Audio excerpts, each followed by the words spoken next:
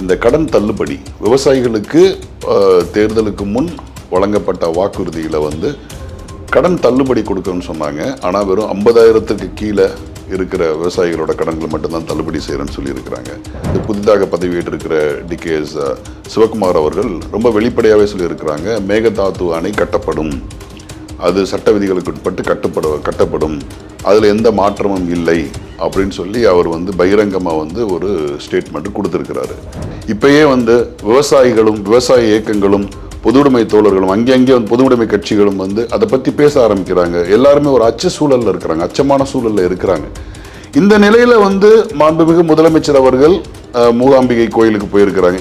இப்போ இவரோட அரசியல் ராஜதந்திரத்தை நம்ம எப்படி பார்க்கறது தான் இதாக இருக்கு. கர்நாடக முதல்வர் திரு சிவகுமார் அவர்கள் ரொம்ப ரொம்ப உறுதியாக சொல்கிறாரு, இதை கட்டியே ஆகும் அப்படின்னு சொல்லி. அப்போ இங்கே நீங்கள் என்ன மாதிரியான சாதுரியமான அரசியல் நிகழ்வுகள் எடுக்கிறீங்கன்னு எனக்கு தெரியல. ஏன்னா மூகாம்பிகை கோயிலுக்கு போய் நீங்கள் வாள் கொடுப்பதனால், வெள்ளியில் வாள் கொடுங்க, தங்கத்தில் வாள் கொடுங்க, பிரச்சனை இல்லை. ஆனால் அது எந்த அளவுக்கு தமிழ்நாட்டு மக்களின் வாழ்வுரிமையான இந்த காவேரி நதி நீரை எந்த ஒரு தடை இல்லாமல் பெற்றுத்தரப்போகுது. திரு ஜோசப் விஜய் அவர்கள் பிரதமர் அவர்களை சந்தித்து ஒரு வார்த்தை சொன்னாங்க, எங்களுடைய கட்சி எங்களுடைய அரசாங்க நிர்வாகம் வந்து வெளிப்படைத்தன்மையுடன் செயல்படும் அப்படின்ற ஒரு உறுதிமொழியை கொடுத்துருக்காரு. இங்கே தமிழ்நாட்டு மக்களுக்கும் நீங்கள் அந்த உறுதிமொழியை கொடுங்க. உங்களுடைய வெளிப்படைத்தன்மை என்ன?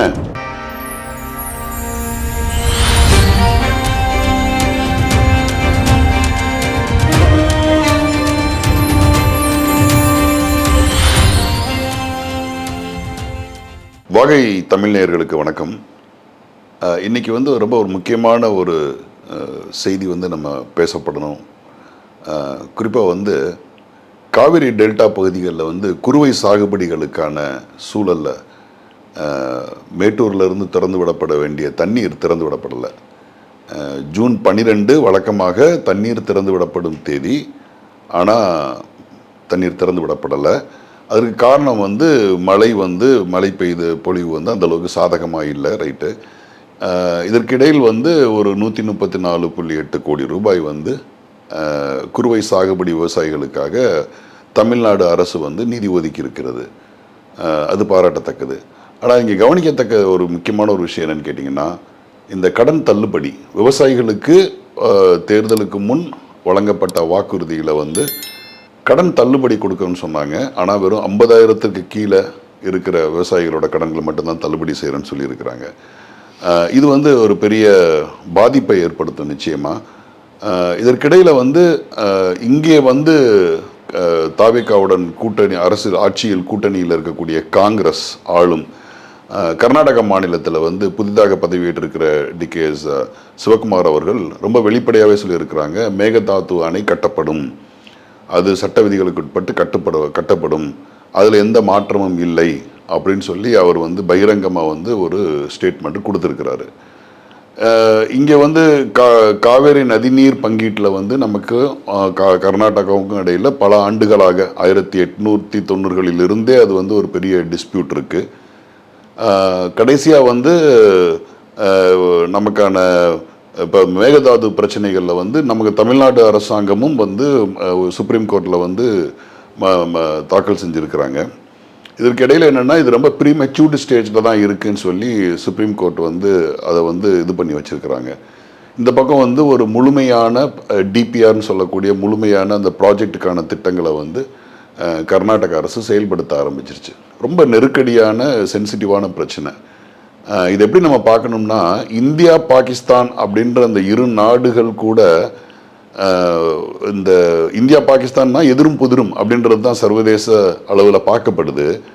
அப்படியான ஒரு இரு நாடுகளுக்கு இடையே கூட வந்து பார்த்திங்கன்னா, இந்த இண்டஸ் ரிவர்ஸ்ன்னு சொல்லக்கூடிய 5-6 ஆறுகள் இருக்கு இல்லையா, வற்றாத ஜீவ நதிகள். ஸோ அதில் கூட வந்து பார்த்திங்கன்னா இந்த நதிநீர் பங்கீட்டில் வந்து சுமூகமாக தான் போகுது.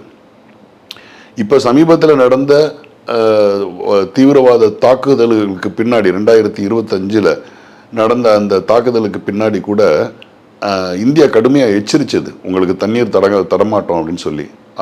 ஆனாலும் அது வந்து ஒரு சர்வதேச நாடுகள்கிட்ட போய் அது நீதி கேட்குது பாகிஸ்தானு. இங்கே இருந்த அந்த வன்முறை, அந்த பயங்கரவாத நிகழ்வுக்கு கண்டனம் தெரிவிக்கிற விதமாக நதிநீர் நாங்கள் இது பண்ணோன்னு சொல்கிறாங்க. ஆனாலும் கூட வந்து நதிநீர் வந்து போயிட்டு தான் இருக்குது, அதை யாரும் தடுக்கலை. எதுக்கு சொல்கிறேன்னா, ஆனால் இங்கே காவேரின்னு வரும்போது தமிழ்நாடும் கர்நாடகாவும் அதை கையாளுற விதம் வந்து ரொம்ப மோசமாகத்தான் இது பண்ணிகிட்டு இருக்கு.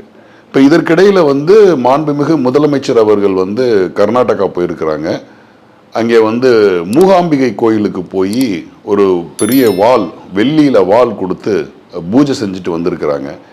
இது எதனோட தொடர்ச்சியாக பார்க்கப்படுதுன்னா, இதற்கு முன்னாடி வந்து முன்னாள் முதலமைச்சர் எம்ஜிஆர் அவர்கள் வந்து மூகாம்பிகை கோயிலுக்கு சென்றார்.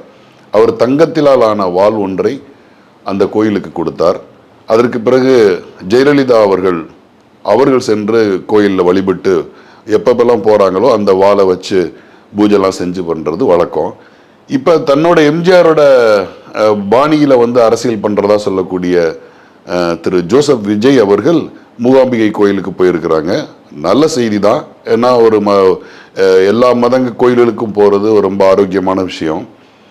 ஆனால் நம்ம எதை பார்க்கணும்னு சொன்னால், இப்போ கர்நாடகா மேகதாது அணையை கட்டுறதுல அதி தீவிரமாக செயல்பட்டுக்கிட்டு இருக்கிற, முயற்சி எடுத்துக்கிட்டு இருக்க இந்த நேரத்தில் திரு விஜய் அவர்களோட இந்த பயணம், ஆன்மீக பயணம், அவர் மூகாம்பிகை கோயிலுக்கு போயிருக்கிறார். இந்த பயணம் எந்த அளவிற்கு வந்து தமிழ்நாட்டு மக்களின் உரிமை பிரச்சனையான, இன்னும் சொல்ல போனா இந்த டெல்டா மாவட்டங்களோட அடிநாத பிரச்சனை, அதுதான் உயிர் பிரச்சனை. இதை வந்து இந்த காவிரி நதிநீர் இன்னைக்கு வரணும், மேட்டூருக்கு வர வேண்டிய நதிநீர் இன்னும் வரல. இப்படியான சூழல்ல வந்து ஒருவேளை அணை கட்டப்பட்டுச்சுன்னா அது மிகப்பெரிய பாதிப்பையும் கொந்தளிப்பையும் ஏற்படுத்தும். ஒருபோதும் தமிழ்நாட்டு மக்கள் அமைதியாக இருக்க மாட்டார்கள். இப்பயே வந்து விவசாயிகளும் விவசாய இயக்கங்களும் பொதுவுடைமை தோழர்களும் அங்கே வந்து பொதுவுடைமை கட்சிகளும் வந்து அதை பற்றி பேச ஆரம்பிக்கிறாங்க. எல்லாருமே ஒரு அச்ச சூழலில் இருக்கிறாங்க, அச்சமான சூழலில் இருக்கிறாங்க. இந்த நிலையில் வந்து மாண்புமிகு முதலமைச்சர் அவர்கள் மூகாம்பிகை கோயிலுக்கு போயிருக்கிறாங்க. இப்போ இவரோட அரசியல் ராஜதந்திரத்தை நம்ம எப்படி பார்க்கறது தான் இதாக இருக்கு. ஏன்னா இது மாதிரியான சூழல்களை இதற்கு முன்னால் ஆண்ட திரு கருணாநிதி அவர்களாக இருக்கட்டும், செல்வி ஜெயலலிதா அவர்களுக்கும் எப்படி அதை ஹேண்டில் பண்ணாங்க, எப்படி அதை கையாண்டாங்கன்றதுல நிறைய நமக்கான முன்மாதிரிகள் இருக்கு. ஏன்னா 1991 கருணாநிதி அவர்கள் வந்து இதே கர்நாடகா அரசு ரொம்ப சென்சிட்டிவாக போயிட்டு இருந்த காலகட்டத்தில் அவங்க வந்து ரொம்ப ஒரு நல்ல ஒரு பேச்சுவார்த்தையின் மூலம் ஒரு இரு மாநிலங்களுக்கு இடையில ஒரு அமைதியான சூழல்ல பேச்சுவார்த்தைகள் மூலமாகவே சில காரியங்களை நகர்த்தினாங்க. அதன் விளைவாகத்தான் வந்து அந்த 205 டிஎம்சின்னு சொல்ற அந்த அளவுக்கான தீர்ப்பு நமக்கு கிடைச்சது. 98 அதே மாதிரி வந்து ரொம்ப அமைதியான ஒரு இரு மாநிலங்களுக்கு கருணாநிதியோட வந்து முன்னாள் முதலமைச்சர் கருணாநிதி அவர்களோட டாக்டிக்ஸ் எப்படின்னு கேட்டிங்கன்னா, கை குலுக்கி சமாதானமான முறையில் அமைதியான முறையில் பேச்சுவார்த்தை நடத்தி அதற்கான தீர்வை எட்டுவதுன்றது அவரோட டாக்டிக்ஸாக இருந்தது. அதன் அடிப்படையில் கூட பார்த்தீங்கன்னா 1998 வந்து அதை உறுதிப்படுத்தி அந்த இடைக்கால தீர்ப்பை வந்து உறுதிப்படுத்தி அதை தமிழ்நாட்டு மக்களுக்கு ஒரு சாதகமான சூழலை உருவாக்குனாங்க. அதே போல் 2009 அப்போ ரொம்ப கிட்டத்தட்ட ஒரு மிகப்பெரிய முட்டு மோதல் 2002 வந்து கர்நாடகா தமிழ்நாடுன்ற மோதல் போக்கு ரொம்ப அதிகமாக இருந்தது. பல தமிழர்கள் பாதிக்கப்பட்டாங்க. அந்த இரு மாநிலங்களோட உறவுகள் வந்து சுமூகமாக இல்லை. ஆனால் 2009 வந்து திரு கருணாநிதி அவர்கள் வந்து ஒரு முயற்சி எடுக்கிறாங்க. அது என்னன்னு பார்த்தீங்கன்னா ரொம்ப ரொம்ப ரொம்ப ஒரு ராஜதந்திரமான ஒரு அரசியல் நகர்வுன்னு நம்ம சொல்லலாம். ஏன்னா கிட்டத்தட்ட ஒரு 18 வருடங்களுக்கு மேலாக திறக்கப்படாத ஒரு திருவள்ளுவர் சிலை வந்து பெங்களூர்ல இருக்கு. அந்த சிலையை வந்து பேச்சுவார்த்தையின் மூலம் கலைஞர் கருணாநிதி அவர்கள் பெங்களூர் அந்த சிலையை போய் திறக்கிறாங்க. அதே போல இங்கே கர்நாடகாவின் மிகப்பெரிய ஒரு கவிஞரான சர்ஜன்னான்ற ஒரு கவிஞர், அவரோட சிலையை வந்து அன்றைய முதல்வர் எடியூரப்பா அவர்கள் மூலமா வந்து அதை திறக்க வைக்கிறாங்க. ஸோ அப்போ என்ன ஆகுதுன்னா, இந்த பல ஆண்டுகளாக இருந்த அந்த பகை உணர்வுகள் வந்து மட்டுப்படுத்தப்படுது. இரு மாநிலங்களுக்கு இடையில ஒரு சுமூகமான உறவு ஏற்படுது. அதன் அடிப்படையில் வந்து அதனோட பேச்சுவார்த்தைகள் மற்ற விஷயங்கள்லாம் நமக்கு சாதகமாக வருது. இது ஒரு வகையான ஒரு டாக்டிக்ஸ்.